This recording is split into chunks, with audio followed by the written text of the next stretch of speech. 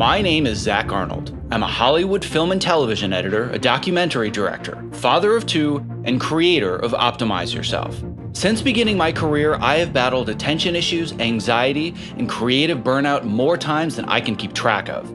Back in 2005, after almost losing the battle with suicidal depression, I decided that I no longer wanted to sacrifice myself for the sake of my career.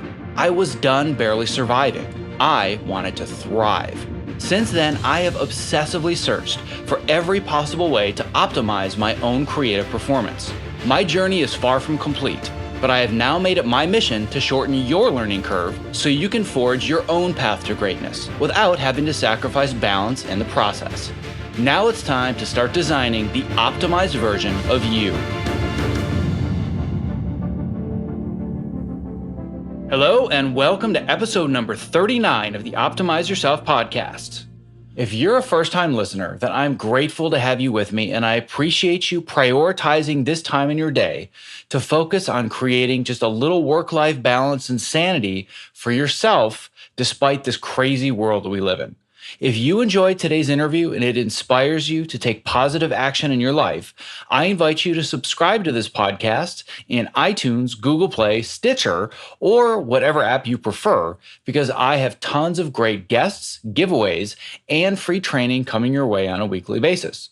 Just visit optimizeyourself.me/subscribe to make sure that you don't miss future episodes and to access our index of past episodes. I am super excited about my interview today because I've been trying to lock down Kelley for over a year. But that is such the case when you're trying to schedule time with one of the hottest and most successful television editors in the world. And Kelley and I ended up getting our money's worth. Get this, we talked for over 2.5 hours, which is my longest episode in the history of podcasting, over 150 episodes. Needless to say, I have broken our conversation down into two parts, and this is part one. Part two is going to be coming up in a couple of weeks. If you're not familiar with Kelley Dixon already, she is the Emmy-winning editor of such iconic shows as Better Call Saul, Breaking Bad, The Walking Dead, and Shameless, just to name a few. She has been nominated for an editing Emmy every single year since 2012, winning in 2013 for an episode of Breaking Bad, and she has been nominated for an Eddie Award 7 out of the last 8 years, and she has received numerous other nominations as well. Needless to say, Kelley is a film editing badass. And in our conversation today, we're going to dive as deep as I've ever gone into all the steps that are necessary to climb from the bottom of the ladder to the top in Hollywood, especially if you're interested in transitioning from being an assistant to being an editor. We go over all the details of Kelley's overnight success story, where it took her just short of 20 years of being an assistant before exploding onto the scene with Breaking Bad. We chat about the mindset that's necessary to persevere, how to build relationships with producers, directors, and your editors so you can put yourself in a position to be promoted when the time is right, how to develop your skills as an editor even if you're buried with assistant work all the time, and most importantly, we talk about the importance of playing chess with your career and making the right strategic moves rather than always chasing after the next shiny object and playing a game of checkers. Now, if listening to this interview inspires you to start taking action towards advancing in your creative career, I invite you to download my ultimate guide to making it in Hollywood as a creative. That is an absolute manifesto on the practical steps that you can start taking right away to either get started with or advance in your filmmaking career. No matter what creative craft that you specialize in, the strategies that I provide in this guide will absolutely help you move forwards.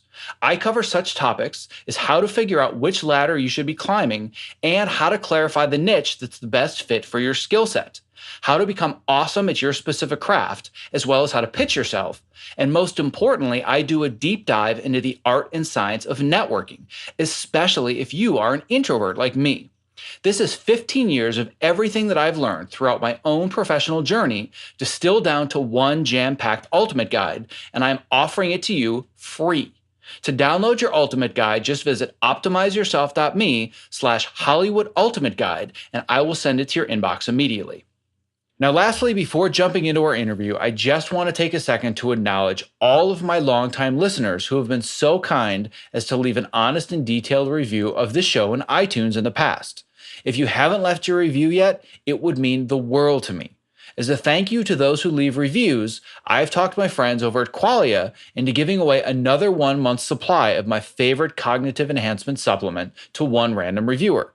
This will include anyone who has left a review in the past as well that hasn't won a prize in a past sweepstakes, so don't worry if you thought that I forgot about you. I promise I didn't. If you want to enter and win, all you have to do is visit optimizeyourself.me/iTunes review and then leave an honest review for this podcast in iTunes. And if you would like to learn more about Qualia, visit optimizeyourself.me/Qualia. That's Qualia. And now, without further ado, after a brief break to recognize our sponsors, which literally make this show possible for you, part 1 of my interview with Kelley Dixon. To access the show notes for this episode, please visit optimizeyourself.me/episode 39. This episode is made possible by Storyblocks, formerly known as Graphicstock, a company that I've trusted for years with many of my website and podcast images and artwork. I am super picky about the quality of the work that I do, and Storyblocks passes the test, which is why I am proud to now have them as a sponsor.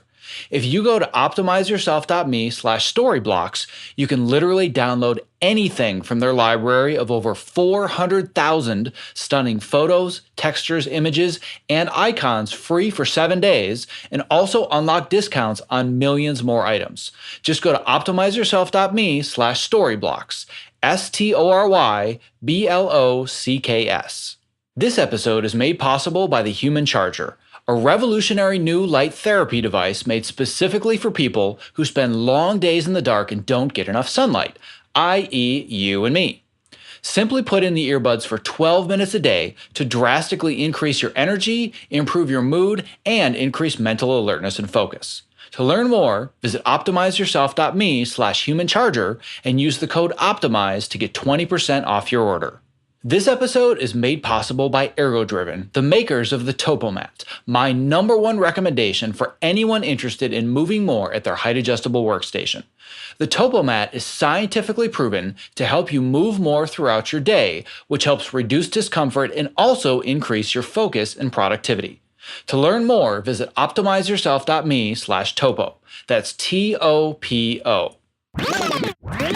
I'm here today with Kelley Dixon, member of American Cinema Editors and editor of little-known shows that you may or may not have heard of in the last few years if you have a pulse and an internet connection. Shows such as Breaking Bad, Better Call Saul, The Walking Dead, and many, many others. And I will be a total fanboy right now and tell you that of all the interviews I've wanted to do, this has been the top of my list for like a year. So I am so appreciative to have you with me today, Kelley. Wow.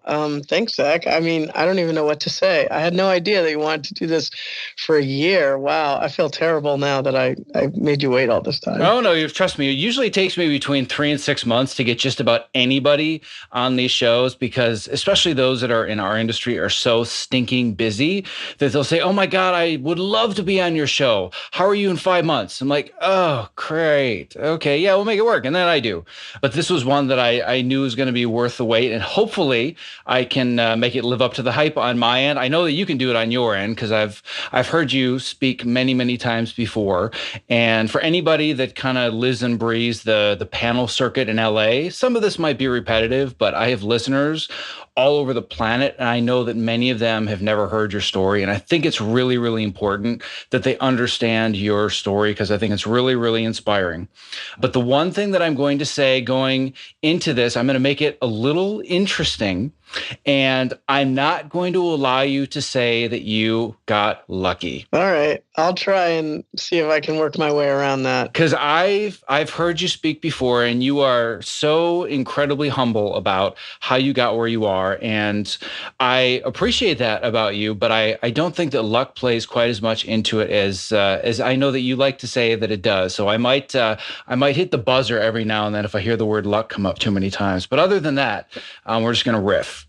So where I want as I'm looking very furiously on my phone now for a thesaurus till I come up with other words. Fortunate, grateful. Yeah, that was my first one. Was fortunate. Job fell from the sky.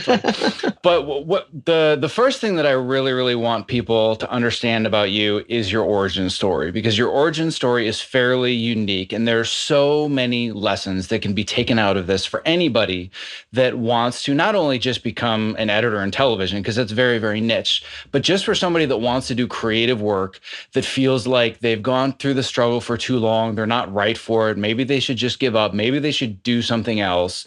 Anytime that I hear somebody say something like that, my first thought is, you need to talk to Kelley Dixon.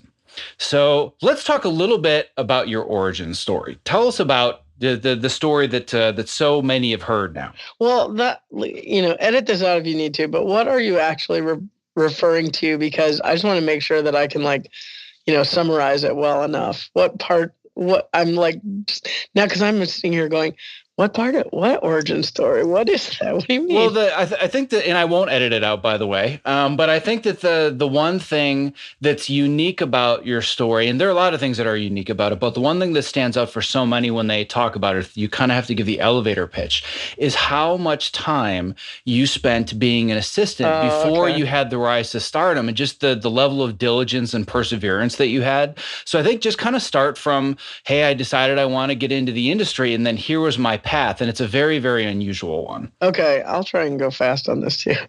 Okay, so I went to college in Colorado. I went to Colorado State University, and I was majoring in journalism. And I really actually wanted to write advertising, and there was no advertising major at my school. There was journalism and there was business. So I sort of carved myself a major. I majored in journalism, but I also had a concentration in business, and so that's what I did. And when I came out to Los Angeles, I had some cousins and an aunt out here, and they said, "Oh, I hadn't never really thought about what I was going to do after college, and they said, "Oh, you must come out here. There's so many opportunities." So I came out here, and I figured, okay, I have a place to stay and stuff like that. And then I got out here, and I started reading Adweek, and I was very, very excited to just get into mailroom. So I came out here, and I was trying to look at all of the, sort of classifieds and see if there was an opening in a mailroom. I really had no idea. I didn't really have much guidance, and I had no idea. And I couldn't get in anywhere. So I started working in like a Xerox place. It was called Pip Printing, and it was on Sunset and over by the Cat and the Fiddle. I think it wasn't that. No. Yeah, the Cat and the Fiddle, which is now closed. I could never get in. I got a job there, and then my cousin knew the guy who ran the mailroom at MGM. And I thought, well, I really wasn't planning on getting to the film industry, because I figured the only people that got into the film industry were people whose parents were in the film industry.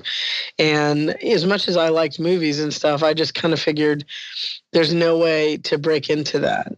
I also had a first cousin who got in with the DGA trainee program, and she was well on her way at that point. I think she was working for Star Trek: The Next Generation, and she has done a bunch of movies. And she kind of encouraged me to take the DGA trainee test. And so I kind of did, but I was like, not really. I just didn't really know what an AD did. And, so I ended up getting this job as a mailroom person at MGM. And I sort of ran around MGM delivering the mail to, the top execs. Alan Ladd was like the top guy at that time. And I think John Goldwyn was over there at that point, and a bunch of post-production people like, gosh, I can't remember all their names. Anyway, so I did that for 6 months, and I got to know a lot of like PAs, production assistants and stuff. And so I figured, well, that's kind of a cool job. You get to like wear jeans to work, and, you get to ride a bike around the studio a lot. And I had met a few PAs. I had a couple friends that were working on Cheers at the time. One of them is Pete Chacos, who is now a major multiple Emmy winner, and he does multicam. I think he right now he works on The Big Bang Theory, but I knew him when he was a PA on Cheers. And so, I thought, well, maybe that would be kind of cool. I guess you could be a production assistant. I just really had no idea, about being an editor. I'd done a little bit of editing in college for like broadcast news kind of thing, but I never really, and I liked it and I was pretty good at it, but I never really did much narrative stuff. So anyway, I was delivering the mail. It was probably like, I don't know, maybe 6 months into the job. And there was a woman on the 8th floor at MGM, and she worked for one of the TV execs. And she said, "Hey, do you want to be a production assistant?" And I'm like, "Yeah, I'd love to do that." And she's like, "Well, I have a friend of mine who works on 30 something and they're looking for a PA." And I'm like, wow. I didn't really know the show, but I knew that it was a hit. It had just finished its first season. And so I went and interviewed over there, and I ended up getting the job, which was great. And so I went to work over at 30 something, which was over at the CBS Radford lot. And I was one of two PAs. We didn't have like set PAs there. We had two PAs that pretty much worked for everybody. And so I worked for Marshall Herskovitz and Edward Zwick, who were the executive producers of that show. And Scott Wynett was the supervising producer of that show at the time. And so I worked for that over there, and I started hanging out in editorial. At first, I thought that I really wanted to be in camera. I thought, oh, this is kind of cool. You get to be like right where everything is all the time. And I thought this would be great to be on the camera crew. But at the time, it was one of those things where most camera crews were only guys because the equipment, it was still on film and the equipment was so heavy that they didn't really like to hire girls. And most of the camera crew, like loaders or second assistants, were sons or nephews of the DP or the operator or the focus puller first assistant. So I kind of gave that up. And then I started hanging around in editorial, which I thought was actually pretty cool because, editorial actually started when production started, but they worked for months and months after production wrapped. And I hated looking for a job. So I was like, well, heck, this is great. I'm actually pretty good at, editing. And and the one thing I say this to assistants and like PAs, people, interns or whatever, apprentices. Now I'm like, there is no other job that I know of in, I guess, production and post as being an assistant editor, because you get to be with above the line people for, hours, days, months, sometimes years at a time. And, a lot of times, if you're working for a really good crew or you're working for an editor who appreciates it or lets you do this, you can, rub elbows and talk to these people, and they get to know you way better than on any other, I guess, staffed position on the show, because they're sitting around waiting for the editor to finish, whatever cut he's trying to make. And if you're pretty good, at engaging and being actually, I guess, a sophisticated conversationalist, you can talk to these people and they'll get to know you way better than, a lot of other people on the crew. So I actually thought that, editing was actually a pretty good gig. And then a couple of the editors at 30 something, one was Victor Dubois and one was Marty Nicholson.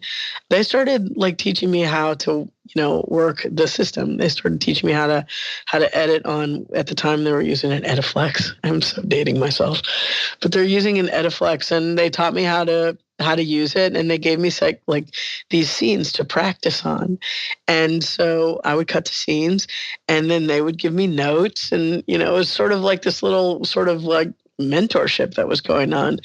And then they also told me that I needed to learn film because this was being cut on videotape. I needed to learn film. And so I went to the head of post at the studio at the time. And I said, I want to learn how to sync dailies. And so she had me get together with this guy that she had in film shipping. And he taught me how to sync dailies and how to work a rewind and all that kind of stuff. And then at the time, Ed Zwick was directing Glory, the movie Glory, and Steve Rosenblum was editing. And when they came back into town, their editing rooms were right across the street from ours. And so I went over there and I asked their assistants if they would let me do their trims. So they would basically say, yeah, absolutely. And they would, they said, okay, there's 7 bins out there in the hallway. You can start with those, And so I learned how to do trims on 35 millimeter film. And one of the assistants is now, the first assistant was Robert Frazen. He's an editor now. And the other assistant was Brent White. And he's now a big editor as well. And so, so I learned how to do that. And then it came time, I was on 30-something for 2 seasons, season 2 and season 3. And then it kind of came time for me to see if I could, get sort of an apprentice job or something like that.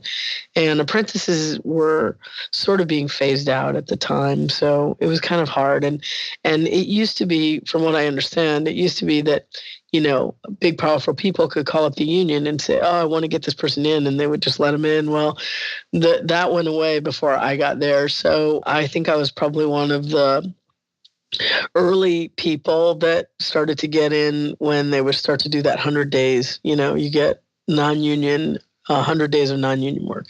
So the guys at 30-something, the executive producers, were writing a TV movie that they were going to do. And Peter Horton, one of the actors on 30-something, was going to direct. And they got Victor Dubois to edit the movie. And they asked him, would he be willing to take me on as an apprentice on the movie so I could get my days? And so he said yes, and they paid me as an assistant editor. I got my 100 days doing that. And after that, an editor, at the time he was an assistant, but he's an Emmy-winning editor now, Kevin Casey, called, I guess, a friend. He called Michael Canoe. I think that was it. He called Michael Canoe because Michael Canoe was working. He was going to work on Nightmare on Elm Street Part 6. And he called him and they needed another apprentice on that. So I got my first apprentice job officially on a union show on Nightmare on Elm Street Part 6. I can't remember what year it was. I want to say it was 92, but I'm not sure. Maybe 91. And then, after that, I started working in film and television. And I was always like one of these assistants that could do, assistants at the time were very, very separated. There were film assistants and there were video assistants or digital assistants or television assistants or whatever you want to call them, people who weren't in features. And I was actually a person who could go back and forth because I knew the digital systems, a couple of them, and I knew how to sync dailies and do cut lists and change lists and, work on film. And I kind of really wanted, I wasn't really like looking to move into being an editor so fast. What I really wanted was to be a first assistant in big features. And I just thought that would be the most awesome thing, because then I would never really have to look for work. I would just be hooked up with a film editor who would get the jobs, and they would just call me and say, we're going to jet off to, this country or that country and work all over the world and, do a film for 2 years. And, and it was going to be great. And it would be like a long location movie or summer camp or something like that. And I would make a shit ton of money and it would be amazing. And, but I never actually got there. I never actually got that job. I got close a couple of times, at least I thought I did, but I never actually got that. And, now I'm kind of glad that I didn't, because it would have sent me down a path that I certainly wouldn't be on the path that I'm on today. And I think that the path I'm on today I could not have asked for better. I'm incredibly ecstatic about where my career is right this minute. And if I had been one of those feature assistants, I might still be one, actually. It's very, very hard to move up as a feature assistant. Well, So that's the nutshell. Sorry, not to interrupt you. No, we definitely have more to go. We haven't even come to the good part yet. But there are several nuggets that I want to pull out of this already. The first two things that really jump out at me is that, number one, I didn't even know, and I've heard your story several times, but I wasn't even aware that you came into this business really having no interest or knowledge whatsoever of post-production, which I find really fascinating, because most people that I interview that are at really, really high levels, they all have a very similar story, which is actually similar to mine as well, which is I grew up watching movies and I would shoot them with my 8mm camcorder or my VHS camcorder, and I was editing from tape to tape, and I didn't even realize it was a job, and then I went to college and oh, wow, I can get paid for this. Like, I hear that story over and over and over, and it is exactly the same as my own story. And yours is very different, which is that you really had no intention or interest whatsoever in post-production. But then you mentioned the word path. And that was one of the things I wanted to talk about, because I have this kind of manifesto that I wrote recently called The Ultimate Guide to Making It in Hollywood. And I try to break down in the most fundamental, simplest steps possible how you can make it in a highly competitive creative field. Because so many people will listen to a story and say, oh, well, I'm never going to get that job in the mailroom or meet that guy at MGM, or I'm not going to get lucky enough for this to happen. But wait a minute, you said that word. I know I said it because I'm not talking about your story. I was talking in hyperbole about other people. But the idea is that people just feel that, there's no way I'm going to have the same story that person did. I can't replicate it. But really, there are these fundamental steps that anybody can follow. And the first of which is that you were trying to find the right path. You were trying to find the right ladder to climb that made sense with the kind of lifestyle that you wanted, with your own interests, with just something that worked as far as the type of job you would want. And it's actually hilarious that you thought you were going to become a jet-setting career assistant, because I would say that even though you maybe didn't end up flying the world, you've done okay so far. So I find that very, very interesting. But speaking of the path, I think the next period of time is really one of the most interesting parts of your journey, and why I wanted so many people to hear your story and be inspired by it. So now let's continue on from this point of, you've jumped in, you become an apprentice, and you're in the pipeline and you're on your way up. I assisted on some smaller type of things, and then the digital system started to come in, but you needed like a training course, right? And to get the training course, you needed money. And so I asked, a friend of mine offered. He said, I will lend you $500 to take the Lightworks training course, if and you can pay me back when you get a job, which was incredibly generous, at the time. And so I went over to Lightworks, and I took I think it was a week-long class. And it was really, I already knew how to be an assistant. I just needed to know kind of what buttons to push and how that system worked.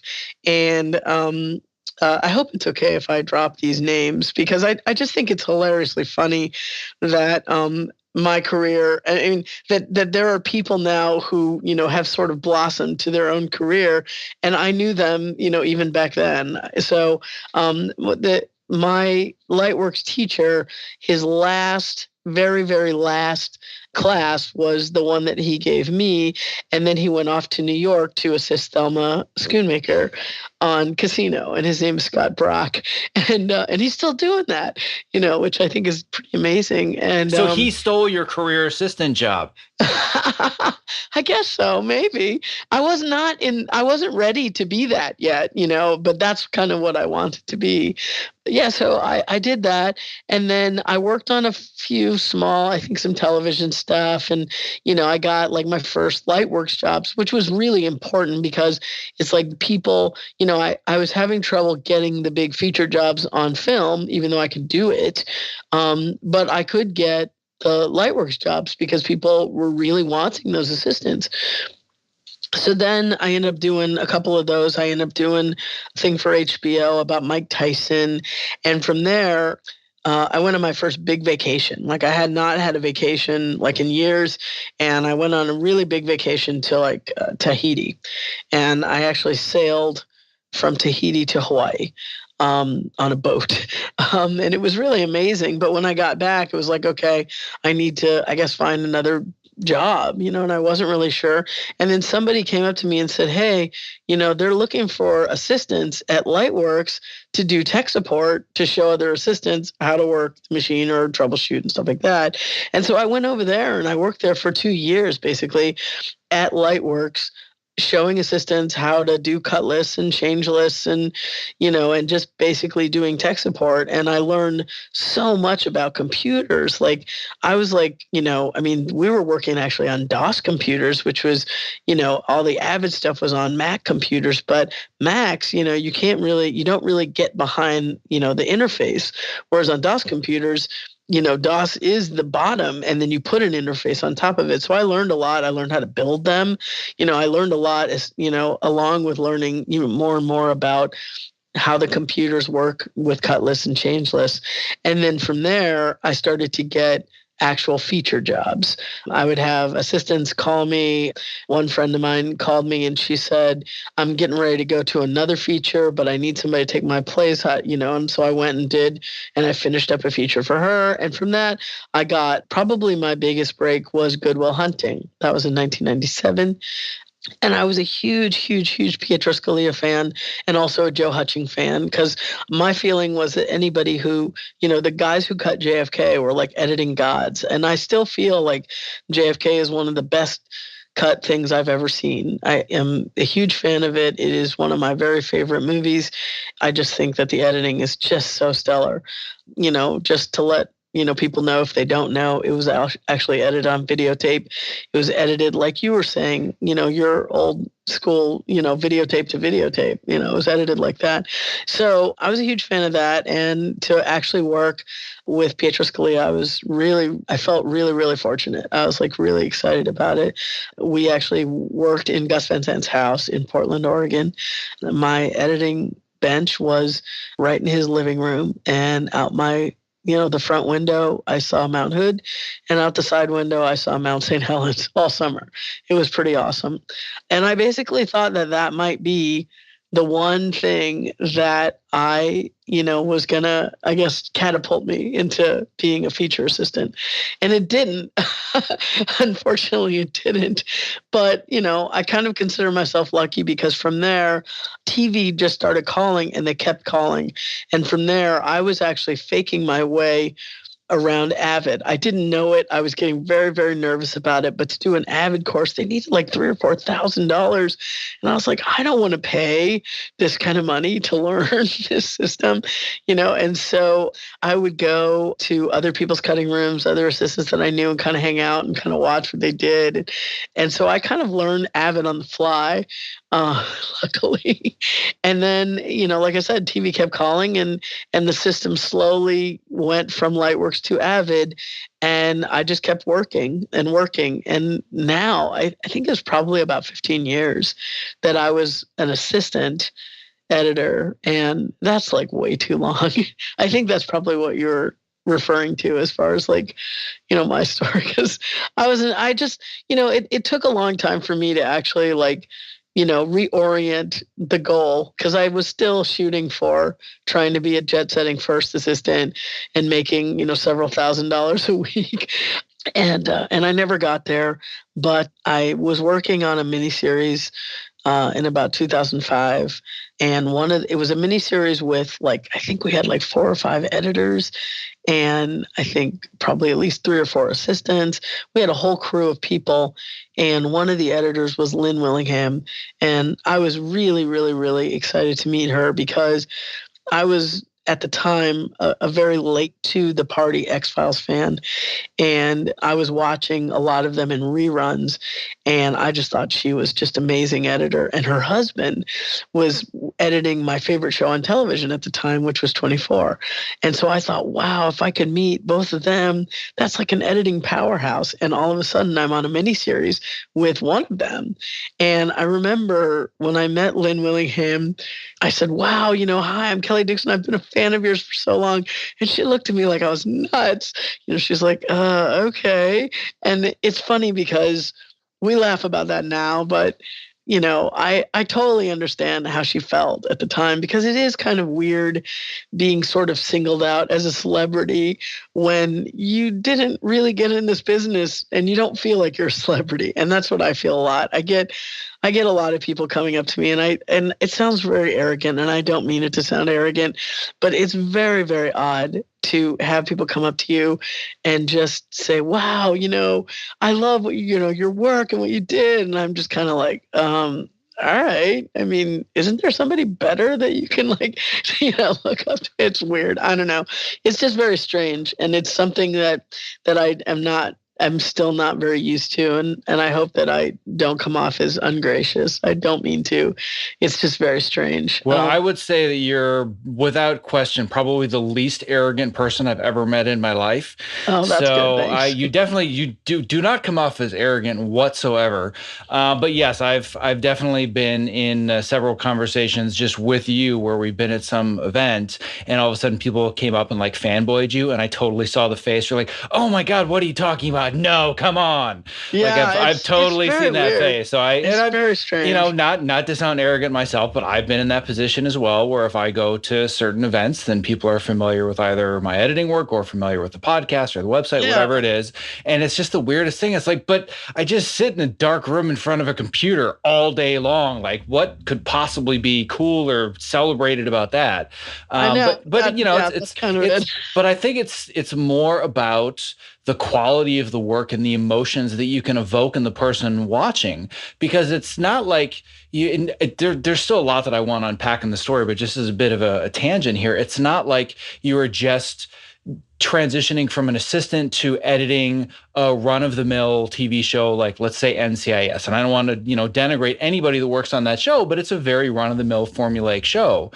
But the type of work that you've done really kind of changed the game, and the type of material that we now say, wow, this stuff is amazing. And I hope that one day I can work on something as cool or as innovative as Breaking Bad or Better Call Saul. So I think that a lot of that is just because what you've done and the work that you've done and how you make people feel when they watch it, that excites them. So I would guess that that's part of it. That's cool. I appreciate you. I appreciate you saying that. Yeah, sure, of course. Otherwise, I'm just kind of like, I'm a little baffled sometimes. I think one of the things too about it though is that I think part of it is also when you put yourself out there publicly, and I can say that I put myself out there professionally, publicly, because it's kind of fun. I just don't expect people to buy it. You know what I mean? But you put yourself out there like, oh, when I did my own podcast on, Breaking Bad, it was fun to do it. So I did it. And, and I think what it does is it gives people a little bit of familiarity because, you put your own personality into that stuff. It's just that, again, I think it's funny or interesting that people buy it. Like, you put something out there, but you're like, okay, people aren't going to really buy this, but they do. And so I think that a lot of it is, that when you put yourself into some kind of public, I guess, setting or something where people can get familiar with you, it's not crazy to believe that they will get familiar with you. It's just that I don't think I was really ready for it. And I don't think that I really expected it. Yeah, I can understand that. And, that I can assure you that nobody is getting excited to meet you because they aspire to the lifestyle that you or I live. It's like, oh my God, I hope that one day I can sit in front of a computer for 60 hours a week. Like, oh my God, that must be so cool.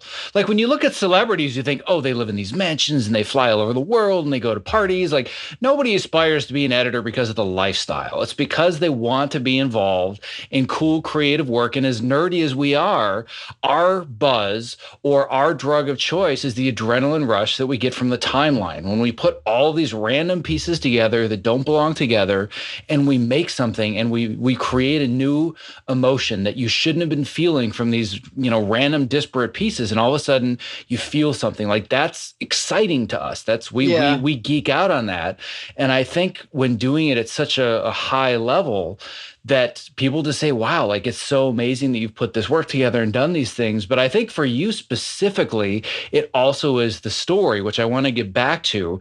And one of the things that you said that I really, really want to hit on that I think is really important is you had said in your very fun, self-deprecating manner, like, I had been an assistant for 15 years and oh my God, that is just too long. Yeah. And there is no set number. There isn't like a handbook where you look at it and it says after X number of years, you move up from assistant editor to editor.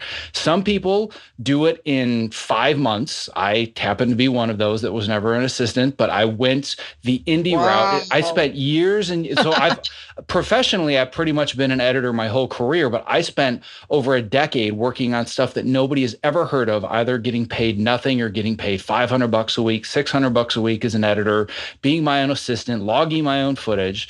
So when people look me up today and they see the credits and then they look further back in the resume, they're like, how in the hell did you get to be where you are based on all these credits I've never heard of? So it took me almost as long. I just had a different path, but there is no set number. And I think that the two things that I want to chat about, one of which is just this mindset that you must have had to continue going through thinking, well, I know I'm going to get there eventually. So I'm wondering what kept you going. And then the other thing that I want to talk about after that is just how quick the transition was, not just from assistant editor to editor, but to like superstar editor. So let's. I don't know if I can. Well, I don't know about the superstar. First, I want to talk just a little bit about what the mindset was, having spent so many years as an assistant, because I know assistants that'll be on their third or fourth year and like, oh, I am so over being an assistant and I should have moved up by now and this is ridiculous. And I just kind of laugh. I'm like, you have no idea. I will tell you though, that I get annoyed when I hear that. I mean, I hope I'm not outing myself too badly and that people don't all of a sudden start to hate me about it. But that really to me is very much a turnoff. And I think that when people say that, I mean, when people have that thought, just my own personal opinion is they should keep that to themselves, because I feel, to me, that comes off very arrogant. And I think mostly because there are so many editors who are working now who have done so much work and have paid so many dues. And when people when young assistants or something kind of say, oh, I give myself, 2 years max and I should be editing, I feel like that kind of comes off as saying, I'm just as good as all these people who have been doing this for 20 years. Somebody said that to me. I'm not going to mention, that's one name I'm not going to mention, but somebody said that to me once at, of all places, the ACE Awards. I mean, we're standing there at the ACE Awards and, I'm watching all of these editors that I have so much, like, I'm in awe of them, and they've been doing this for longer than I've been alive. Probably not longer than I've been alive, but definitely longer than I've been editing. And like they, have never been honored before, like they'd never, been nominated and stuff. And here I am, probably at that point, I think I was on my 4th nomination for an ACE Award. I've never won, but I've been nominated. I've been very fortunate to be nominated, but I'm always like, I always want to keep it very, very much on the DL. I like to keep it very low key. I don't like to talk about it. I don't like to, I don't like to advertise it. But I'm sitting there and I'm watching all these really famous editors that I look at as my mentors, whether they know it or not. And I'm listening to, people tell me, oh, I give myself 2 years and I'm going to be editing. And it's like, okay, you know what? You should keep that to yourself, especially right here because it just, to me, I don't know. I don't know how you feel, and maybe I'm in the minority on this, but I just feel like, you know what? It's really great to have ambitions and goals, but I think with that is a little quick. I think that's really quick. And you know what? It is, people move up really fast. especially in television. People move up super fast because there's just too much television right now. There's just too much, and the talent pool has spread out. I was hoping actually that the talent pool in television was going to get very, very focused, almost like features, but with more people. But everybody was going to be very focused on less and more sophisticated and better stuff. Unfortunately, if you have ever written a journal, you can get a showrunner deal now in Hollywood. And so they need a lot of these editors. And my feeling with a lot of people is that they kind of figure, well, we don't really need really good editors. We just need like somebody to push the buttons because we're actually going to you just use them as a pair of hands. And my feeling is always, well, you kind of need a good pair of hands. You don't, a bad pair of hands is, just a bad pair of hands. They're clunky and they don't, there's a lot that comes with experience.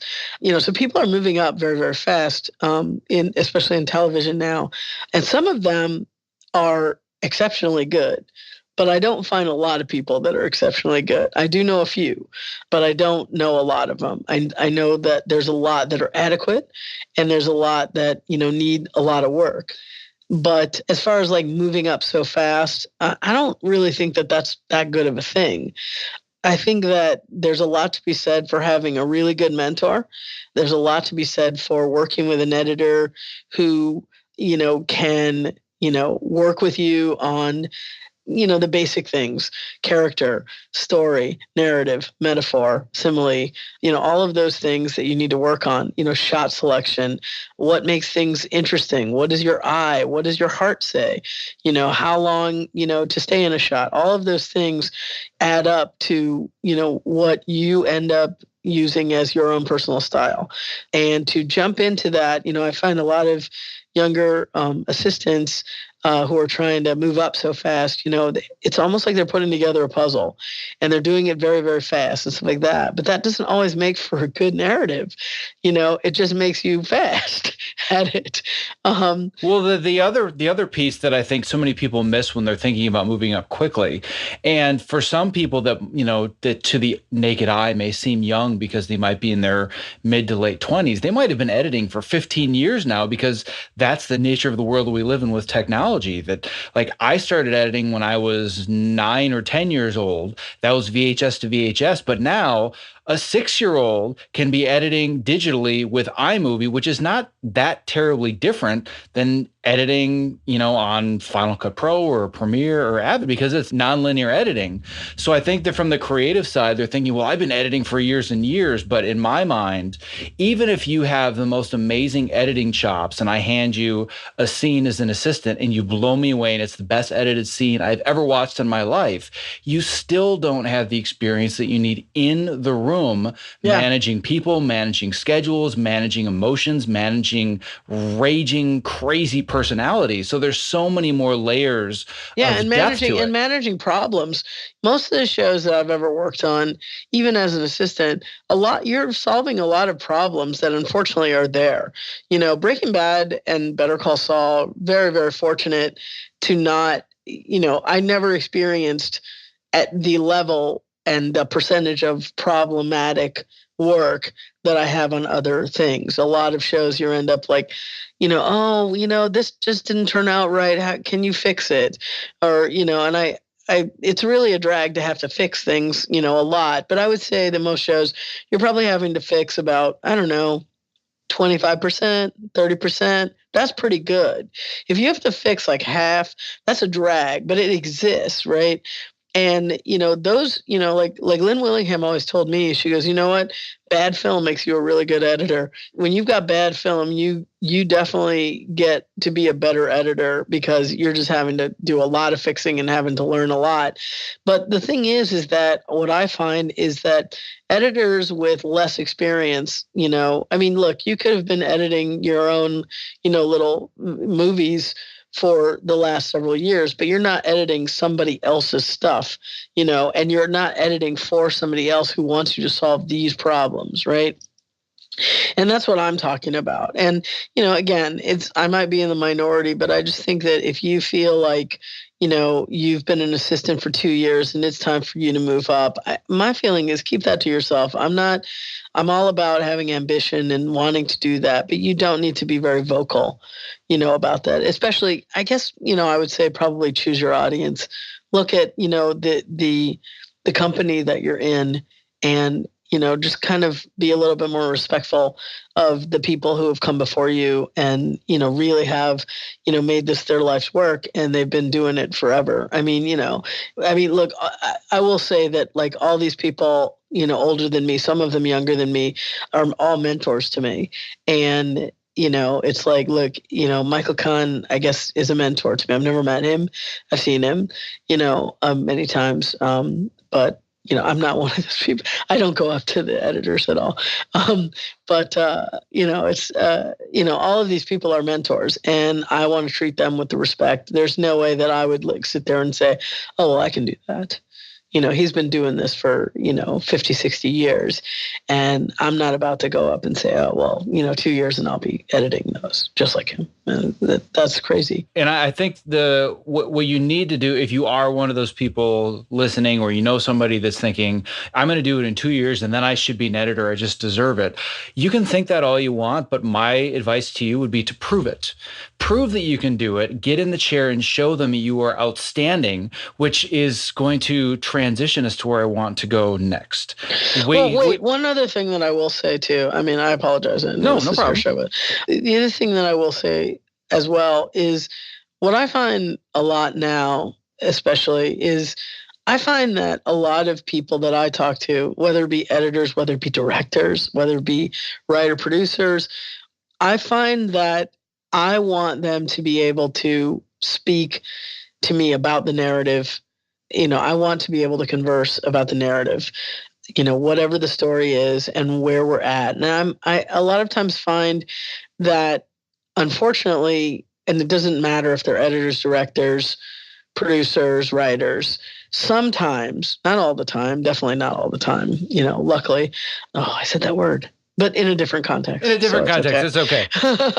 But I find that when you can talk to these people about the material and not about what was shot, but what the intention was or is aspires to be, that when you can get into conversations like that, it's one of those things where it kind of reorients where your work might go.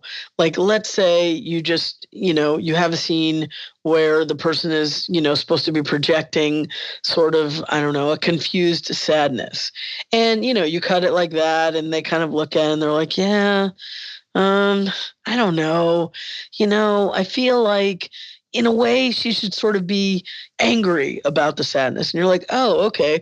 Well, when I read the script, I kind of felt like this. And when they toned the script and the director's like, yeah, but I talked to the actor and then we had talks with the writer and they kind of agree. And there's something that's coming up in 2 episodes. And when you can have conversations like that, then you're like, okay, you know what? Let me go back and let me look at this scene and sort of find the subtext that, most likely is there, but it wasn't necessarily there, because, you were going by one piece of the puzzle. And so what I find is that, especially, I talk a lot about with directors, producers, writers, and also assistant editors or people that I'm mentoring. I talk a lot about being with a character. It's way more interesting to be with the character, us as an audience, be with and connected to a character rather than standing back and watching that character run around and do stuff, because that part is not interesting. When you break the fourth wall down, even though it's kind of weird because in television, but we can, because we can be with characters and in the way that we choose to show how a character discovers something, or how a character feels about something, or that character's personal inner voice. A lot of times we as an audience are the only ones that are privy to this. And as an editor, you actually, or we are actually the ones that get to decide how this information is disseminated.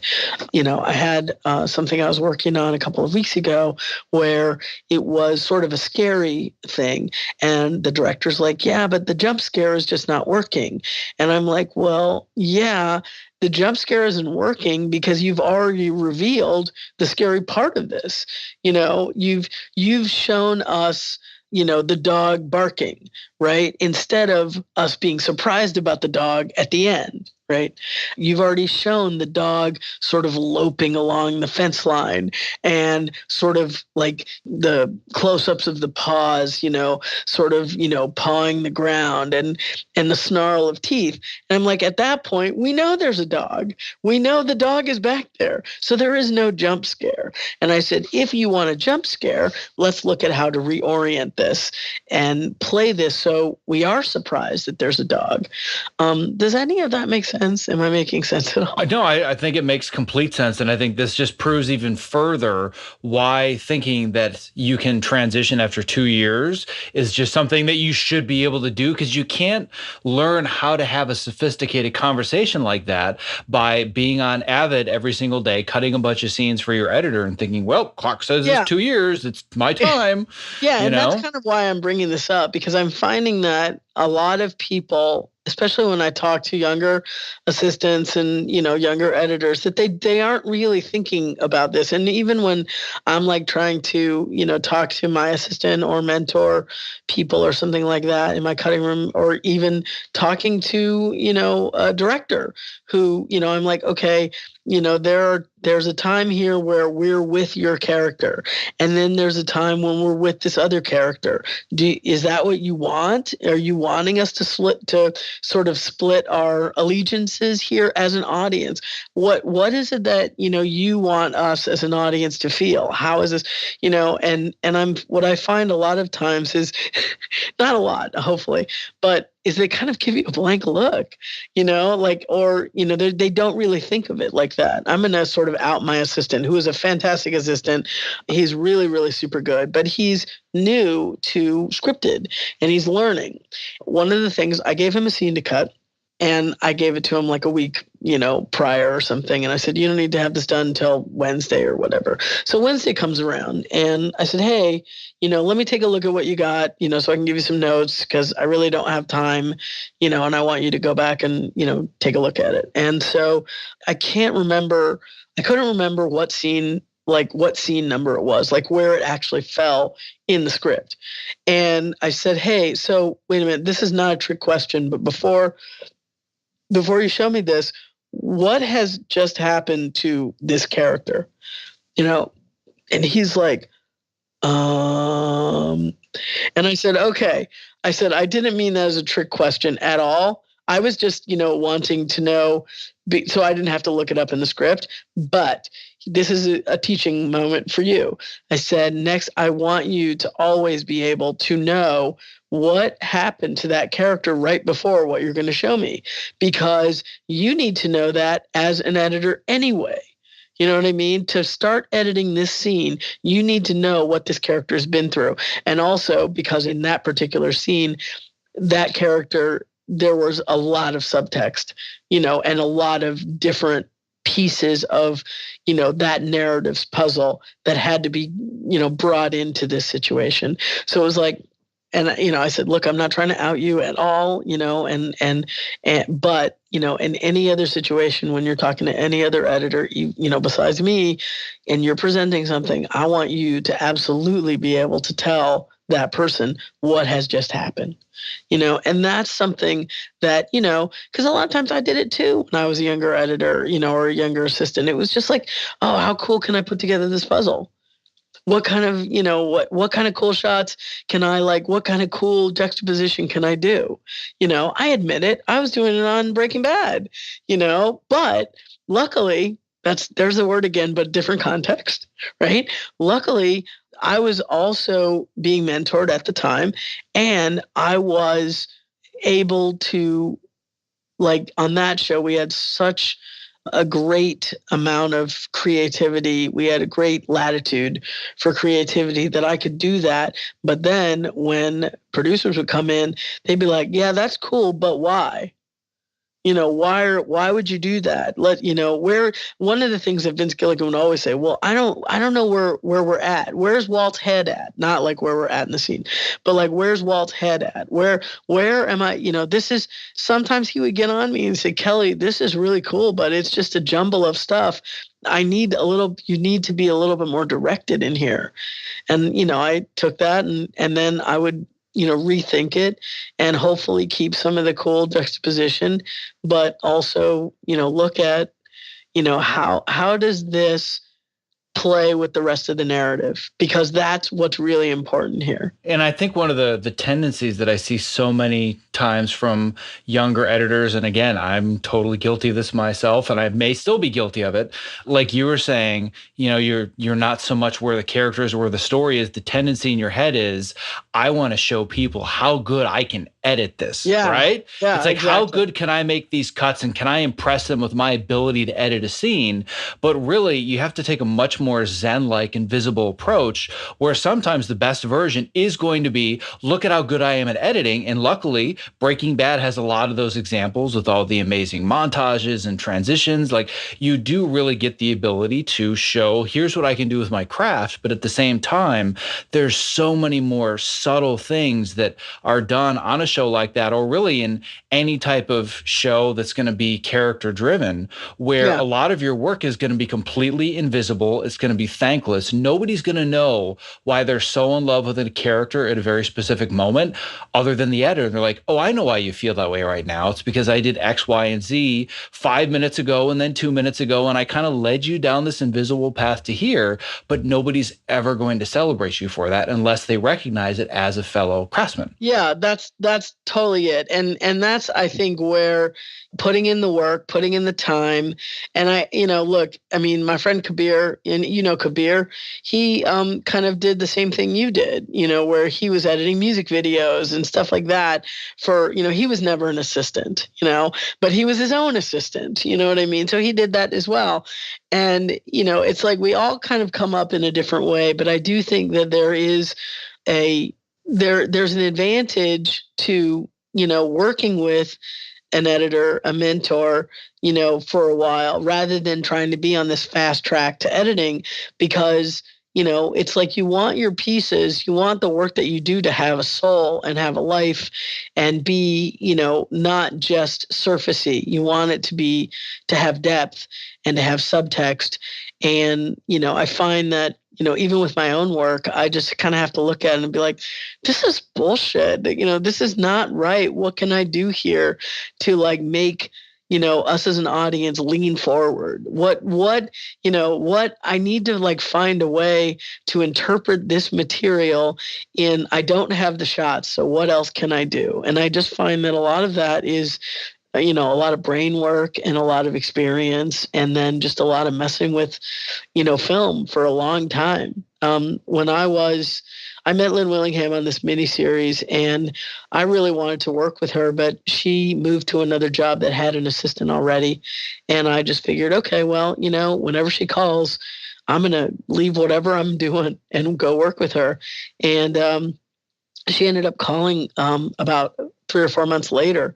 The assistant decided to leave and not stay on the job. And I was working with a really, really good friend of mine, a fantastic editor who's not editing anymore, on Grey's Anatomy. I did about, 3 or 4 weeks on Grey's Anatomy. I don't remember what season it was. I think maybe season 2 or 3. And Lynn Willingham called. And she said, hey, do you want to come and edit? And assist me. And I was like, man, I hate to leave my friend who's a fantastic editor. But I was like, look, I know that I'm going to get to cut more with Lynn Willingham than I'm going to get to cut with my friend, because he was a new editor. And I knew he'd be mad at me, and I hoped not for very long. And he was mad at me for about 2 weeks, and then he understood. And I went over and worked with Lynn Willingham on Without a Trace for 2 seasons. The first season, that we worked, I edited a lot of stuff. I edited a lot of scenes. And during the hiatus of the second season, I built my own Avid. I basically built a really great DOS computer, a Windows computer. And that was the callback to my days at Lightworks. I've built a really great computer, and I put Avid for Windows on it, and I brought it to work. And I had my own Avid at my desk with 2 monitors, and we only had one assistant Avid for 3 assistants at Without a Trace. And so now I didn't have to wait in line. I could do all my work on my own Avid, and I started cutting more. And what I asked her before we even started the season, the second season that I worked, I believe it was season 5, I said, how do you feel about me cutting half of each show? And she was like, I'm good with that.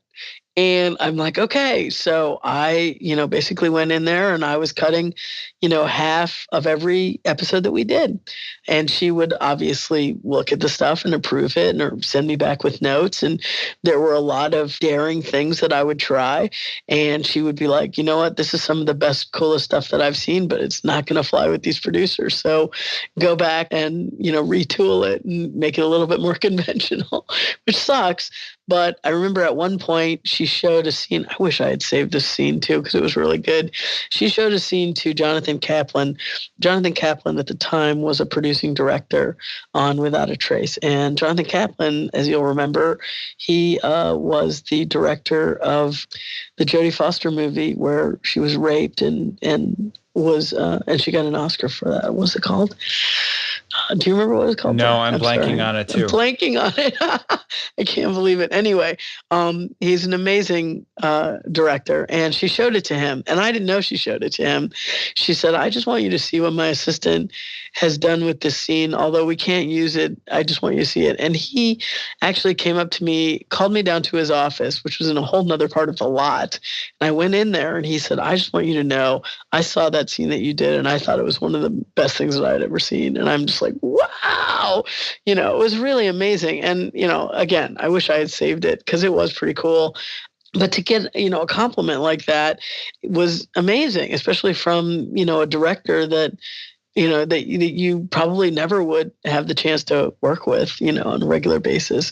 But I will say that the other thing about the reason that I tell that story is not the Kaplan part, but cutting half the show, is that, and you'll know this too, Zach, because you mentioned it, a little while ago, that, you need to get your chops up to be doing this. It's not easy. It's easy to cut a scene or two every once in a while. It's not easy to be responsible for a whole show.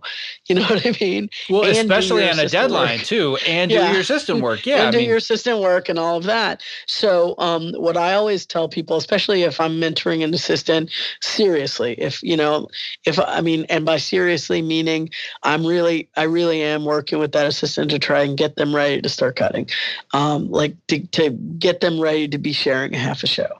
My friend Juan Garza, who is an editor who is one of my mentors, he always told me, he says, and I tell other people this too, cut a scene a day.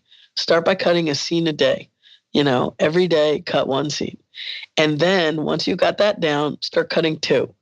Well, if you can start cutting two scenes a day for your editor, and you can, and hopefully, your editor's cool with that, and get some notes and stuff like that. If you can keep up that pace, that's pretty good, right? And then you can start talking to them about cutting an act, and hopefully you can work yourself up to cutting half a show. When I worked on the pilot for Luck. And that's, I can use that word because that's once again out of context. So I worked on the pilot for Luck, the Luck pilot for Michael Mann. It was my second editing job, and I met an assistant there named Chris McCaleb, who was really super editor, but he didn't think he was. And he also was doing a lot of writing, directing, and producing for his own web series. I mean, this guy was he would come to work at 7 a.m. and leave work at 2 a.m. and go shoot, his stuff for an hour and then go to bed for 3 hours and come back to work. And I'm like, okay, I need to get you out of the Michael Mann, place and get you into a regular television show, because you need to have more time to go do this extracurricular stuff that you're doing. So I tried to get him on a couple of things over the next couple of years.